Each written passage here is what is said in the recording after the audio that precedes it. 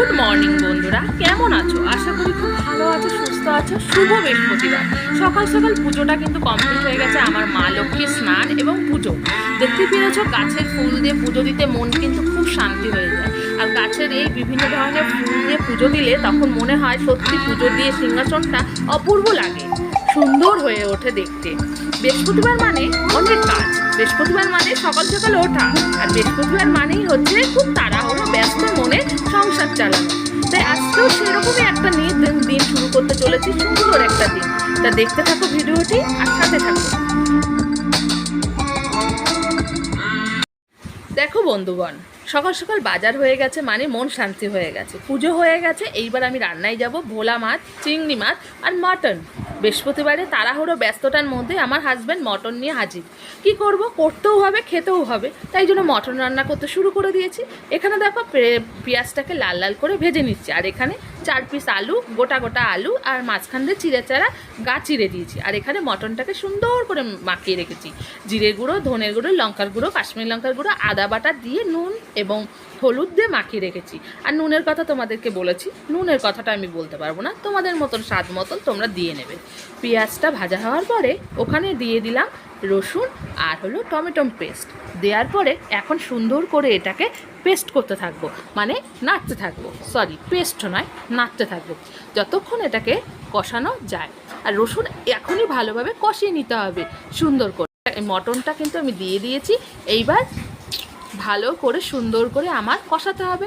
কষাতে কষাতে গা দিয়ে তেল যখন ছেড়ে যাবে তখন কিন্তু অটোমেটিক আমার রান্না প্রায় হয়ে আসবে। তারপর দিয়ে দেবো একটু গরম জল। তোমরা দেখতে থাকো রান্নাটা।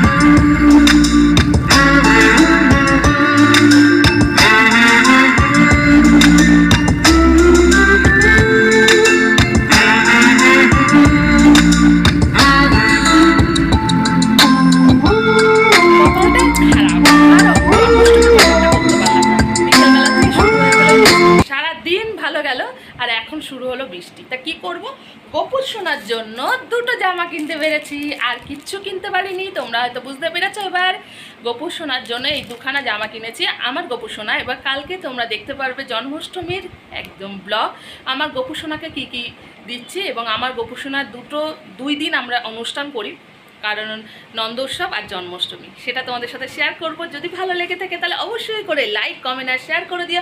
আর আমার গোপুসোনার জামাটা তোমাদের কাছে কেমন লেগেছে সেটা অবশ্যই করে জানিয়ে দিও, কারণ আমার গোপুসোনা কালকে খাবে সকালবেলা বাটার। তার সকালে ঘুম ভাঙবে বাটার দিয়ে, ননি যেটা আমরা বলি। আর এই হচ্ছে দুটো মানে জামা কিনতে পেরেছি, আর কিচ্ছু করতে পারিনি। কালকে সকাল সকাল করে উঠে জন্মাষ্টমীর বাজার করতে হবে। তা আজকের মতন ভিডিও এখানে শেষ করলাম। নতুন কোনো ভিডিও নিয়ে তোমাদের সামনে চলে আসবো। Tata, bye bye.